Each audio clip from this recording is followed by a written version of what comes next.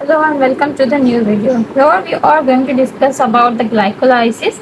Glycolysis is a process or metabolic pathway that converts the glucose into pyruvate molecule. Okay, glycolysis एक तरह का process होता है, metabolism process है जिसमें जो ग्लूकोज है वो कन्वर्ट होता है पायरुवेट मॉलिक्यूल्स में. ठीक है, तो ये जो ग्लाइकोलाइसिस प्रोसेस हो रहा होता है वो साइटोप्लाज्म में होता है. अब हम पढ़ते हैं कि ग्लाइकोलाइसिस क्या बात फॉलो करता है. ग्लूकोज का पायरुवेट में कन्वर्ट होने के लिए इसका असल में पाथवे कौन सा है. ठीक है, तो सबसे पहले क्या होता है कि ग्लूकोज जो है वो कन्वर्ट होता है ग्लूकोज 6 फॉस्फेट में by the help of hexokinase enzyme. सही है. ग्लूकोज हमें पता है कि ग्लूकोज उसमें कोई भी ऐसा फॉस्फेट ग्रुप नहीं होता.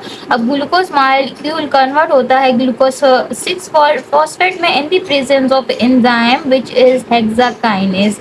सही है. अब क्या होता है कि इसमें एनर्जी का देखें आप, यहाँ पर एक बॉन्ड फॉर्मेशन हो रही है, कंपाउंड फॉर्मेशन हो रही है. तो हमें पता है कि जब भी कोई कंपाउंड फॉर्मेशन होती है तो उसमें एनर्जी जो है वो हमें चाहिए होती है कोई कंपाउंड बनाने के लिए, कोई प्रोसेस करवाने के लिए. सही है. तो अब यहाँ पर जो मेटाबॉलिकल पाथवे में जो भी एनर्जी यूटिलाइज होती है वो हम ये कह सकते हैं कि यहाँ पर एटीपी मॉलिक्यूल सबसे पहले हाइड्रोलाइज होकर एडीपी मॉलिक्यूल में कन्वर्ट होता है. एटीपी यानी कि adenosine triphosphate will convert into adenosine diphosphate. And इस तरह से कि ये अपना एक फॉस्फेट ग्रुप जो इसका कट ऑफ होता है, लीव आउट होता है, वो डोनेट करता है ग्लूकोज को और ग्लूकोज के साथ वो आकर बॉन्ड बना लेता है. इसी तरह से in the presence of hexokinase enzyme glucose will convert into glucose 6 phosphate. सही है. उसके बाद ग्लूकोज 6 फॉस्फेट कन्वर्ट होता है फ्रक्टोज 6 फॉस्फेट में in the presence of phosphoglucoisomerase enzyme.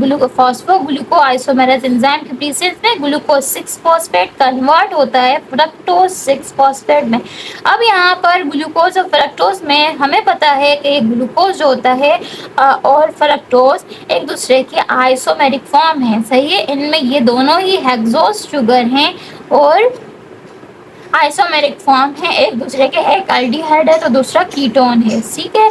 तो यहाँ पर क्या होता है, ऐसा हमें एंजाइम यूज करना होता है जो ग्लूकोज 6 फॉस्फेट को आइसोमराइज करे. तो यहाँ पर यूज होता है फॉस्फो ग्लूको आइसोमराइज. उसकी मदद से glucose 6 phosphate will convert into fructose 6 phosphate. अब नेक्स्ट स्टेप में fructose 6 phosphate will convert into fructose 1,6 bisphosphate.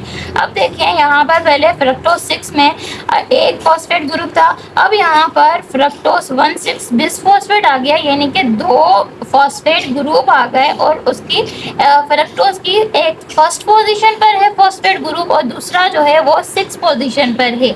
सही है. यहाँ पर भी देखें जो कंपाउंड फॉर्मेशन हो रही है. सही है. तो यहाँ पर भी जाहिर सी बात है एनर्जी का यूटिलाइजेशन होगी, एनर्जी कंज्यूम होगी और वो कौन सी एनर्जी होगी वो हमें प्रोवाइड करेगा एटीपी मॉलिक्यूल.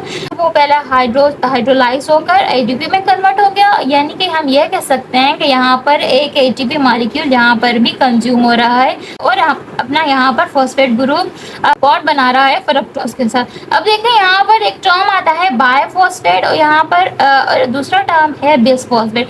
बाय और बिस में दोनों में क्या डिफरेंस है. बाय यानी कि दोनों ही जो एडजेसेंट, दोनों ही जो ग्रुप्स हैं वो अटैच हो at the position of adjacent या एडजेसेंट पोजीशन पर वो अटैच हो. लेकिन बिसफॉस्फेट का मतलब ये होता है दोनों ग्रुप्स के बीच में कुछ डिफरेंस है. यानी कि एक अगर कार्बन की फर्स्ट पोजीशन पर है तो यहाँ पर देखें दूसरा जो फॉस्फेट ग्रुप है वो कार्बन की 6 पोजीशन पर है, जो कि हमें बता रहा है कि इन दोनों फॉस्फेट ग्रुप के बीच में कुछ कार्बन का डिफरेंस है. सही है. अब नेक्स्ट स्टेप में fructose 1,6 bisphosphate will convert into glyceraldehyde 3 phosphate और उसके अलावा डिहाइड्रोक्सी एसीटोन फॉस्फेट. यानी कि अब देखें यहाँ पर क्या हुआ, अल्डोलेस एंजाइम के प्रेजेंस में fructose 1,6 bisphosphate will split out into 2 parts which are glyceraldehyde 3 phosphate, यानी कि हम यह भी कह सकते हैं Ga3P, और यहाँ पर दूसरा जो उसका पार्ट है वो है डिहाइड्रोक्सी एसीटोन फॉस्फेट, यहाँ पर हम उसे शॉर्ट फॉर्म में DHAP भी लिख सकते हैं। सही है। अब देखें ये दोनों जो हैं ग्लाइसरल्डिहाइड Ga3P और DHAP एक दूसरे के आइसोमेरिक फॉर्म है। तो यानी कि अब यहाँ पर जो नेक्स्ट स्टेप प्रोसीड आउट होती है वो ग्लाइसरल्डिहाइड यानी कि Ga3P से कन्वर्ट आगे प्रोसीड आउट होती है, लेकिन वहाँ पर एसीटोन DHAP से आगे प्रोसीड आउट नहीं होती। वो कैसे?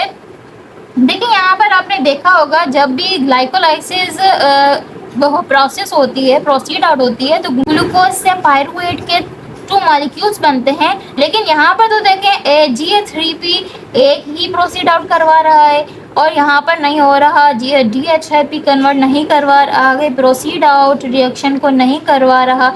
तो यहाँ पर क्या होगा कि जो DHAP मॉलिक्यूल है वो आइसोमराइज होगा पहले Ga3P में, फिर यहाँ पर हो जाएंगे Ga3P2 मॉलिक्यूल्स, फिर ये आगे रिएक्शन को प्रोसीड आउट करवाएंगे। अब ये जो DHAP सबसे पहले यहाँ पर आइसोमराइज हो रहा है, तो वो आइसोमराइज होता है in the presence of triose phosphate isomerase enzyme. ठीक है, triose phosphate isomerase enzyme presence में DHAP will convert into Ga3P। अब यहाँ पर Ga3P के 2 मॉलिक्यूल्स आ गए हमारे पास। अब यहाँ पर रिएक्शन प्रोसीड आउट होगी, तो यहाँ पर ये जहन में रखना है कि Ga3P के यहाँ पर हमारे पास 2 मॉलिक्यूल्स हैं। सही है। उसके बाद जैसे ही आगे Ga3P रिएक्शन प्रोसीड आउट करवाता है in the presence of dehydrogenase enzyme, Ga3P will convert into one three bisphosphate glycerate. ठीक है, तो यहाँ पर क्या हो रहा है कि देखें हमारे पास Ga3P मॉलिक्यूल है। Ga3P में हमें पता है कि एक फॉस्फेट ग्रुप है, क्योंकि यहाँ पर जब स्प्लिटिंग हुई थी उसमें एक फॉस्फेट ग्रुप Ga3P के साथ था, दूसरा फॉस्फेट ग्रुप DHAP के साथ था। ठीक है, अब यहाँ पर क्या हो रहा है, एक Ga3P मॉलिक्यूल में फॉस्फेट ग्रुप की एडिशन हो रही है। सही है, ये जहन में चीज रखनी है। देखें यहाँ पर अब आ गए 1,3-बिसफॉस्फोग्लाइसरेट में चेंज हो गया Ga3P। वो किस तरह से, एक इसका पहले से ही फॉस्फेट ग्रुप प्रेजेंट था, अब यहाँ पर दूसरा फॉस्फेट ग्रुप यहाँ पर अटैच हो गया, अब ये बन गया 1,3-बिसफॉस्फोग्लाइसरेट। सही है। और यहाँ पर क्या होता है कि 2NAD plus molecule will convert into 2NADH plus. ठीक है, यहाँ पर क्या होता है कि ये अपना Ga3P से एक हाइड्रोजन मॉलिक्यूल रिप ऑफ करता है और यहाँ पर Ga3P एक फॉस्फेट ग्रुप यहाँ पर अटैच हो रहा है, और ये जब इसने NAD ने हाइड्रोजन ग्रुप Ga3P से लिया तो ये बन गया NADH। लेकिन यहाँ पर मैंने 2 मेंशन किया है, वो क्यों? क्योंकि हमें पता है कि यहाँ पर जो रिएक्शन प्रोसीड हो रही है वो 2 Ga3P मॉलिक्यूल उसमें प्रोसेस में इन्वॉल्व हैं।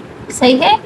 तो यहाँ पर इस प्रोसेस में क्या हुआ, एक फॉस्फेट ग्रुप अटैच हुआ Ga3P में और NAD ने क्या किया, यहाँ से एक हाइड्रोजन यहाँ से पिक ऑफ कर दिया। ठीक है, पिकअप किया। उसके बाद रिएक्शन जब आगे प्रोसीड आउट करेगी तो फिर 1,3-बिसफॉस्फोग्लाइसरेट विल कन्वर्ट इनटू 3-फॉस्फोग्लाइसरेट। अब यहाँ पर देखें, बात समझने की है। पहले यहाँ पर हम ATP मॉलिक्यूल की कंजप्शन हो रही थी, अब यहाँ पर ATP मॉलिक्यूल्स की यहाँ पर प्रोडक्शन होती है। इस स्टेप में 1,3-बिसफॉस्फोग्लाइसरेट में ATP मॉलिक्यूल की प्रोडक्शन होती है। सही है। वो किस तरह से कि 2 ADP molecule will convert into 2 ATP molecules, और यहाँ पर in the presence of phosphoglycerokinase enzyme की प्रेजेंस में one three bisphosphoglycerate will convert into three phosphoglycerate. अब देखें यहाँ पर क्या हुआ, पहले 2 फॉस्फेट ग्रुप थे यहाँ पर, अब यहाँ से एक फॉस्फेट ग्रुप कट ऑफ हो गया, लीव आउट हुआ और ये कन्वर्ट हो गया 3-फॉस्फोग्लाइसरेट में। सही है। तो ये जो फॉस्फेट ग्रुप था उसने क्या किया कि यहाँ पर ATP मॉलिक्यूल की प्रोडक्शन में हेल्प की। किस तरह से कि ADP molecule will convert into ATP molecules. सही है। अब नेक्स्ट स्टेप में 3 phosphoglycerate will convert into 2 phosphoglycerate, ठीक है, in the presence of phosphoglyceromutase। देखिए अब यहाँ पर क्या हो रहा है कि पहले 3 पोजीशन पर था फॉस्फो ग्रुप, फॉस्फेट ग्रुप, अब यहाँ पर आइसोमेराइज होकर सेकंड पोजीशन पर आ जाएगा फॉस्फेट ग्रुप, ठीक है। यहाँ पर एंजाइम की जो यूटिलाइजेशन होती है वो होता है फॉस्फोग्लाइसरोम्यूटेज। उसके बाद 2 phosphoglycerate will enolize and will convert into phosphoenol pyruvate यानी कि PEP। अब देखिए यहाँ पर बात समझने की है कि इनोलाइजेशन क्या होती है, कि हमें पता है कि ये जो इन होती है यानी कि डबल बॉन्ड और ओल होती है यानी कि अल्कोहल, सही है, यानी कि एक ऐसी फॉर्म में इसको कन्वर्ट होना है जिसमें इन भी हो, डबल बॉन्ड भी हो और उसमें अल्कोहल ग्रुप भी हो। ये जो इनोलाइज होकर कन्वर्ट होता है फॉस्फोइनोल पायरुवेट में, पीईपी मॉलिक्यूल में, सही है। उसके बाद PEP will convert into 2 pyruvate molecules in the presence of pyruvate kinase, ठीक है। अब यहाँ पर भी बात समझने की है कि देखें यहाँ पर भी जब फॉस्फोइनोल पायरुवेट चेंज होगा पायरुवेट मॉलिक्यूल में तो यहाँ पर भी एटीपी मॉलिक्यूल्स की प्रोडक्शन होगी और 2 एटीपी मॉलिक्यूल्स यहाँ पर भी बनेंगे। देखिए यहाँ पर सबसे पहले स्टेप में एक एटीपी मॉलिक्यूल कंज्यूम हुआ, उसके बाद थर्ड स्टेप में एक एटीपी मॉलिक्यूल कंज्यूम हुआ, उसके बाद यहाँ पर इस स्टेप में 2 एटीपी मॉलिक्यूल्स की प्रोडक्शन हुई और यहाँ पर भी लास्ट स्टेप में भी दो एटीपी मॉलिक्यूल्स की प्रोडक्शन हुई, सही है। यानी कि अगर हम बात करें कि टोटल जो हमारे पास मॉलिक्यूल्स थे वो थे 4 एटीपी मॉलिक्यूल्स हैं टोटल, उसमें से 2 यूज हो गए यहाँ पर और हमारे पास बचे 2, सही है। और यहाँ पर अगर हम देखें तो NAD मॉलिक्यूल की जो जनरेशन हो रही है, NADH प्लस मॉलिक्यूल की जो जनरेशन हो रही है और 2 मॉलिक्यूल यहाँ पर बन रहे हैं, 2 NADH मॉलिक्यूल यहाँ पर बन रहे हैं, सही है। यहाँ पर थोड़ा सा इसको समराइज करते हैं कि असल में हुआ क्या था कि ग्लाइकोलाइसिस में एक पाथवे है जो कि मेटाबॉलिक पाथवे है, occurs in the liquid parts of cell यानी कि in the cytosol, and the free energy released in this process is used to form the high energy molecule adenosine triphosphate and reduce nicotine adenine dinucleotide। इस सारे process में glucose की break Downing होती है और जो एनर्जी है वो यहाँ पर प्रोड्यूस हो रही होती है, सही है। और glucose molecule will convert into 2 pyruvate molecules, सही है। तो सबसे पहले स्टेप में क्या होता है कि glucose molecule will convert into glucose 6 phosphate in the presence of hexakinase enzyme। उसके बाद सेकेंड स्टेप में glucose 6 phosphate will convert into fructose 6 phosphate in the presence of glucoisomerase। उसके बाद fructose 6 phosphate will convert into fructose 1,6 bisphosphate and then fructose 1,6 bisphosphate will split out into 2 parts which are GH3P and DHAP, and the reaction will proceed out by the help of GH3P molecules, and this DHAP will not proceed out the reaction, so it will isomerize into GH3P। Here we get the 2 GH3P molecules and GH3P molecule will convert into 1,3-bisphosphoglycerate and in the presence of dehydrogenase enzyme in which 1 phosphate group will add into GH3P molecules and 2 NAD molecules will convert into 2 NADH plus molecules by the rip-off of hydrogen group from the GH3P molecule. So here 1,3-bisphosphoglycerate will convert into 3-phosphoglycerate enzyme in the presence of phosphoglycerate glycerokinase, and here the two ATP molecules will be produced. Okay, so the 3-phosphoglycerate enzyme will convert into 2-phosphoglycerate in the presence of phosphoglyceromutase, and this 2-phosphoglyceromutase will enolize into phosphoenol pyruvate, which is known as the PEP, and this PEP will convert into 2-pyruvates molecules in the presence of pyruvate kinase enzyme, and here also 2 ATP molecules will be produced. Okay, so the 2 pyruvate molecules are composed of the 3 carbon atom,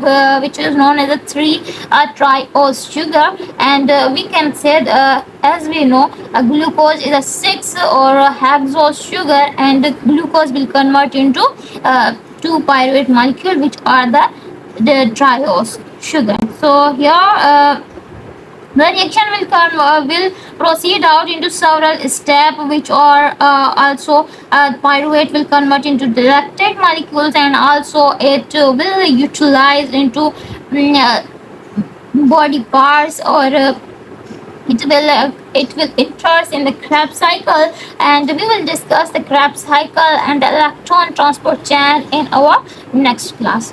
Okay, thank you. Stay with it. You don't need to water it down.